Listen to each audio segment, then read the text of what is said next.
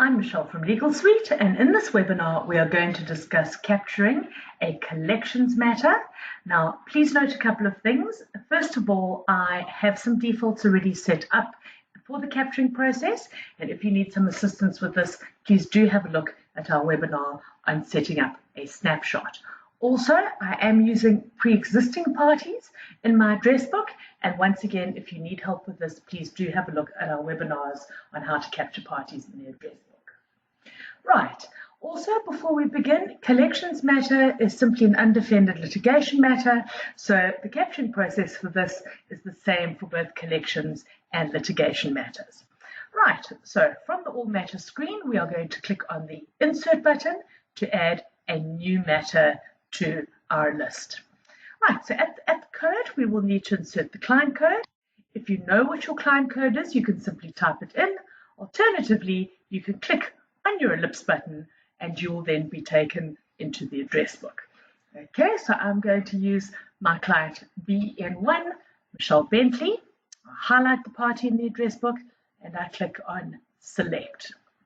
At the reference field, I would insert the client's reference. So, for example, if it is a client that I have multiple matters for and they have their own referencing system, I would insert the client's reference here. At alternate reference and old reference, you can insert any other type of referencing. So if you are running a different system parallel with Legal Suite, for example, a different accounting system, you can put that either in the alternate reference field or in the old reference field. Now, your instructed date will default to wherever your computer's date is, and you can amend this if you received the instruction earlier by clicking on the little calendar and selecting your date. Alternatively, you can simply type the date of instruction in. Now, at the fee sheet, I'm using the attorney-owned client fee sheet, and this is the fee sheet on which my client will be billed. You have the option to bill your client on one particular fee sheet, for example, attorney-owned client, and the defendant or the debtor on a different fee sheet, for example, the Madge Court tariff. Right, at description, I'm going to insert my description of the matter, and it's really important that we put in a proper description here because this will come up as the subject line of any emails that we send and also as the re of your letters that you generate from the program. Right, so I'm going to say collections and the name of my client. And I use the double wax and I'm going to, put in the name of the defendant. So from that description, I can see what type of matter it is, as well as who my plaintiff and my defendant are. Now, at file reference, this is generated automatically by the program, so please do not force the referencing at this field. At belongs to, ownership of the file is automatically being given to me as I'm logged in as me, but you do have the option to assign another employee to the matter. So whoever's going to be doing the day-to-day work on the matter, that's whose name you will insert at the belongs to. Right, as I mentioned, I have defaulted my screen to matter type collections.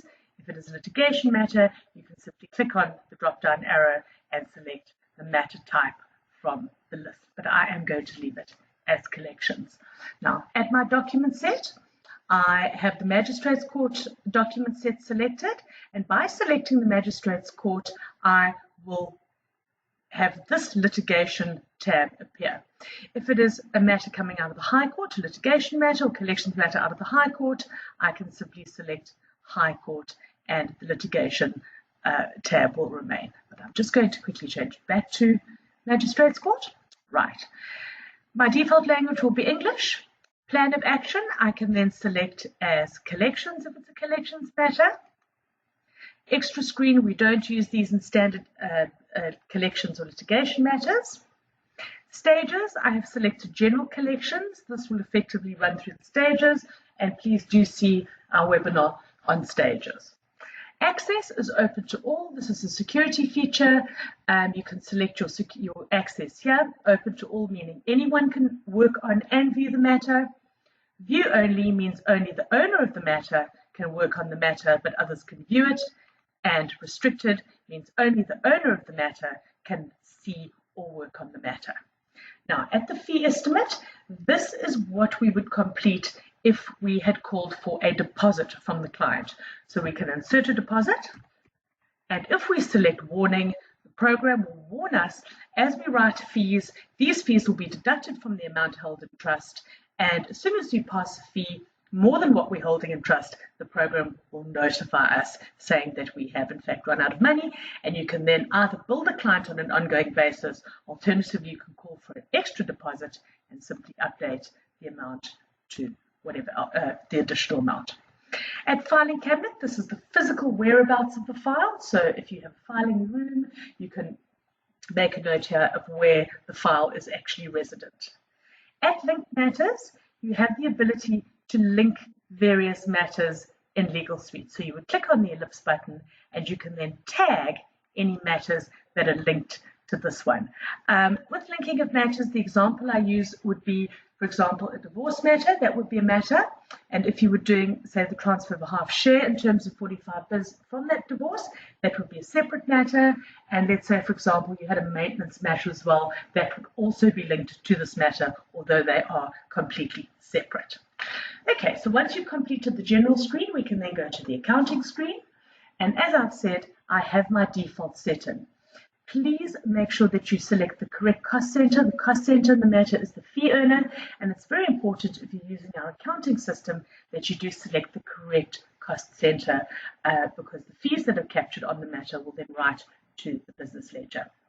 My accounts language is also defaulted to English, and I've selected my trust and business bank. At collection commission, I've used the default collection commission for both matter and debtor of the standard 10% up to 1,000 Rand. At the receipting, I've left it as normal. Please don't amend this unless you know that various receipts are going to be reserved for various reasons. But again, please do have a look at the notes with regards to receipting and accounting on that.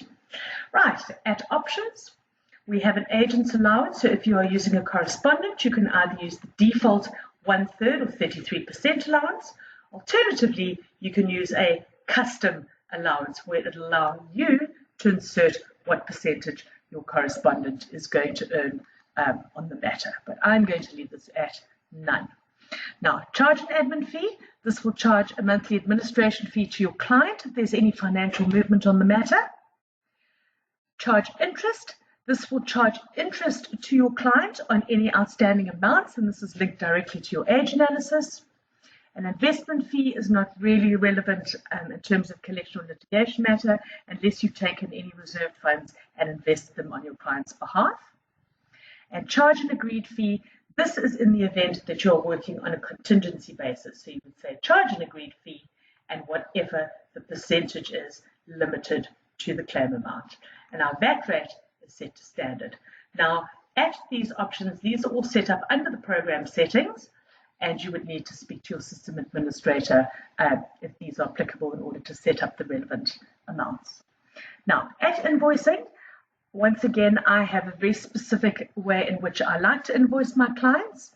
I have mine set to the pro forma layout with a brought forward balance and itemized fees and itemized disbursements. Now, in terms of fees and disbursements, you have three options. Itemized, so it's line by line as each fee is incurred.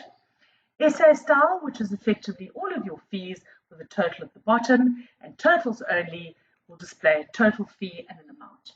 The same is true of disbursements. So itemized, SA style, show totals only, or creditors itemized.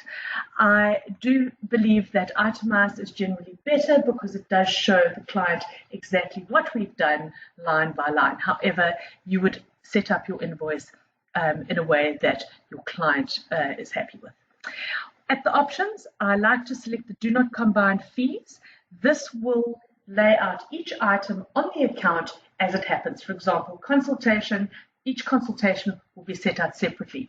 If you don't put the tick on do not combine fees, the program will automatically combine all consultations and put a globular fee for every item that is a consultation. I don't exclude units because I like my clients to see the number of pages, the number of minutes, the number of hours spent on each fee item. You do have the option to consolidate your matter. This is in respect of clients who do bulk collections. You would consolidate all your matters for a particular client to a consolidation matter, either by full consolidation, balances only, or set up a consolidation account. And this is so you can make payments to your client in bulk. So, for example, if you had 50 matters for one particular client, you wouldn't pay them on each matter separately. You would pay them one lump sum from the consolidation matter and give them a printout or schedule setting out what amounts are relevant to which matters. At Invoice an Alternate Party, you have the option to invoice a party who is not your client, so you would need to add that party to the matter. So please do have a look at our webinar on how to insert additional parties to the matter. Right, at the Litigation tab, this is where we would set up the details of the matter itself. So is it an action or is it an application? This is a collections matter, so I have selected action. Are we acting for the plaintiff or the defendant? My default is that we're acting for the plaintiff. Which court is it coming out of? District, regional, or high? As I've selected Magistrates Court, I have selected regional, and the status is currently undefended. Now, all matters pretty much start off as undefended, and the reason we distinguish between the two is because the program will then give you a set of documents based on whether the matter is undefended or defended. Now, this fee sheet here, this is the fee sheet that the debtor or the defendant is being charged on. And in a collections matter, it would depend on the matter itself.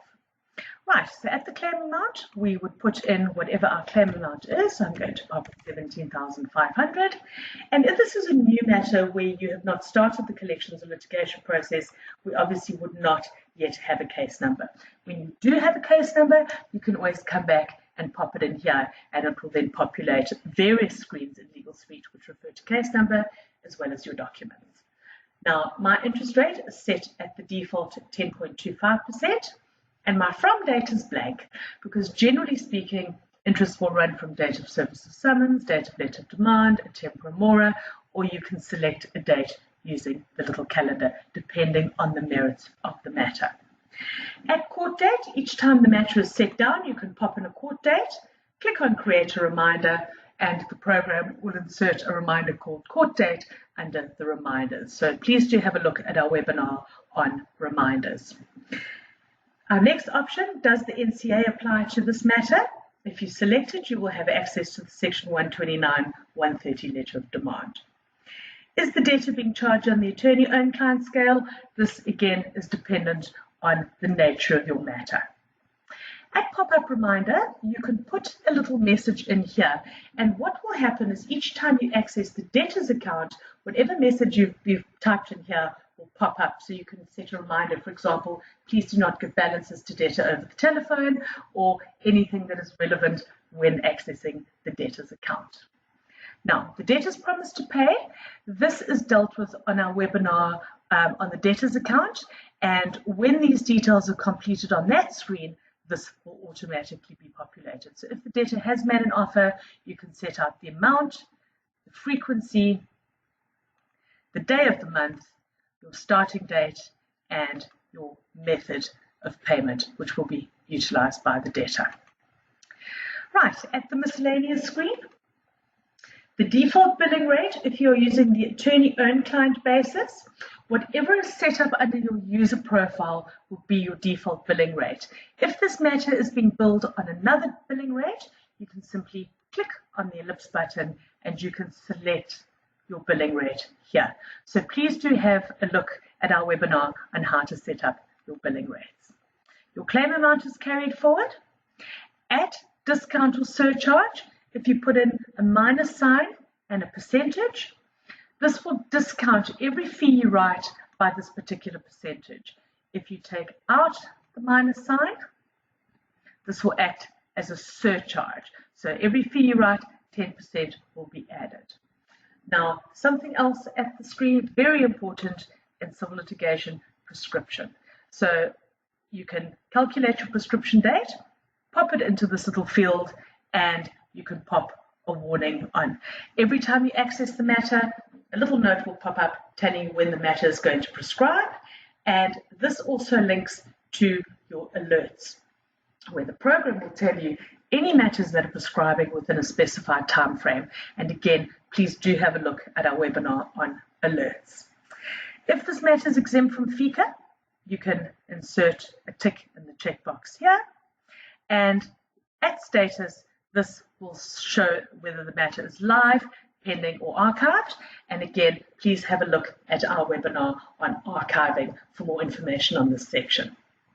At the comment section, this is where you can insert comments on the matter. So general remarks, you could pop general remarks in here, and these will appear on various reports that you could draw for your client. At accounting message, you either have default or pop-up. Now the pop-up messages are great because you can insert a message to your accounts department. So anytime somebody accesses this matter in the accounts department, a pop-up message will appear. So for example, you could say, please do not receive monies to this file without speaking to me first, and your bookkeeper, as soon as money comes in, she'll come and have a chat to you. Internal comments, you also have none or pop-up. And this works on the desktop side of the program. So anytime somebody accesses this matter on the desktop, a little pop-up message will appear. So if you would like to bring anything to anyone's attention with regards to the matter, you can insert a little pop-up message here. And if any of your colleagues are working on the matter, whatever it is will be brought to their attention. Right, now based on the fact that I've said that we are acting for the plaintiff in this matter, as soon as I click on OK, the program is going to ask me for a defendant. Now, if I'd said we're acting for the defendant, the little pop-up message would ask for a plaintiff. So I say yes, and the program will automatically take me into the address book, and you can see that the program has filtered to show parties that are being captured in the role of defendant. Now, please do have a look at our webinar on capturing parties in the address book, as well as our webinars on entities, types, and roles. All right, so here is my defendant. I highlight it and I click on select. The program will now pop the collections matter together, file reference it, and the matter will now be available to work on your desktop.